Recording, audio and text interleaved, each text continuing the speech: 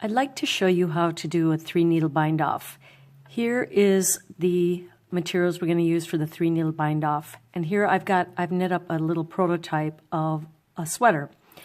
If this is the sweater back, the pattern might have told you to bind off for the shoulders 3 stitches on each end 2 times. 3 stitches, 3 stitches, 3 stitches, 3 stitches. This would be the back of our sweater. And then we have the front of our sweater where we also have the same number of bound off stitches at each shoulder. 3 stitches on this shoulder here, another 3, and this shoulder 3 and 3. So in a typical pattern they'll tell you to bind off these stitches in order to make a sloped shoulder. So you would sew these bound off stitches together from the outside using mattress stitch. For today's example, I'm going to show you how to join shoulders without having to sew them, and that is known as a 3-needle bind off. So we've got our sweater back here. We've knit up to the shoulders, the back neck, and the shoulders are all knit straight across. The stitches are live, which means they're still on the needle and they haven't been bound off. Here is our little sample of the sweater front. So we've got some neck shaping here, and we've got the 2 shoulders worked straight up. No bind off on these shoulders. So I'm going to join them with the 3-needle bind off like this. With the right sides facing in, that's the public side of the garment, facing towards each other. I'm going to start at one end, and it doesn't matter which yarn I use to do the 3-needle bind off, but I've got a longer piece here in the yellow, so I'm going to use that. So the reason why it's called a 3-needle bind off is because you've got the back on one needle, the front on another needle, and then you're going to take a 3rd needle, which happens to be the end of this metal needle, to use as your working needle.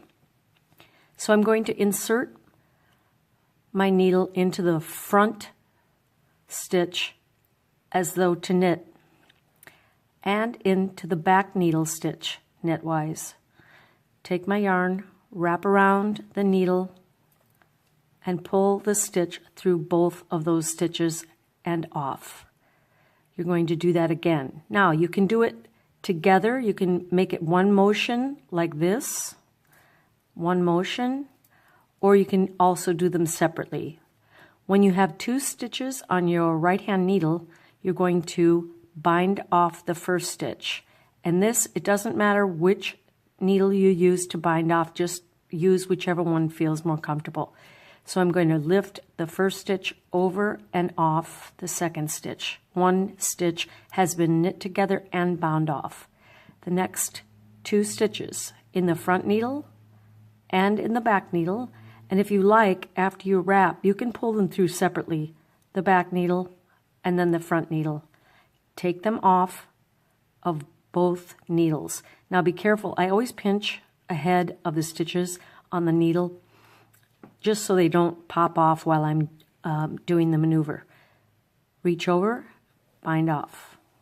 Okay, we're going to do that for the entire shoulder, which is the stitches in the purple, which is the front. In the front needle knitwise and the back needle, wrap like you're knitting, pull it through both stitches, gold and purple. Bind off. Almost forgot. In the front, in the back, knit them together, and bind off. We've got one more stitch on this shoulder. And bind that last stitch off. Now we've got options here. We can choose to leave these back neck stitches live, or we can bind them off. We need to have 6 stitches remaining over here for the second shoulder, and that's because we've got 6 stitches on this shoulder. Now, I like to bind off the back neck stitches. I just feel like it gives the back neck a little bit more structure. So now I'm just going to bind off however many stitches are my back neck without joining. This forms the neck opening until I have 6 stitches remaining on my left-hand needle. In this instance, we don't count that last stitch on the right-hand needle as a stitch, because that's going, this stitch right here is going to be used to bind off the first 3 needle bind off. Okay, let's see if we've got 6, 2, 4, 6, 8, 2 more. Okay, and now we've got 6 stitches remaining on our left-hand needle, 2, 4, 6. So pick up your front, hold it together, and make sure that this front is not turned over. Sometimes in a larger piece, it can be tricky, and you can seam it while twisting the garment. So make sure that you've got the garment nice and flat, front and back. Slide this needle down so we've got both needle tips in the left, in the front, in the back. Wrap, pull it through both stitches, and then bind off. In the front needle, back needle,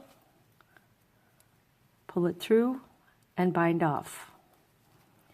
I've got a loose stitch right here, but that's just because I left some yarn of tail when I was making the front. You should always leave your yarn tails long until you're done sewing and finishing the garment.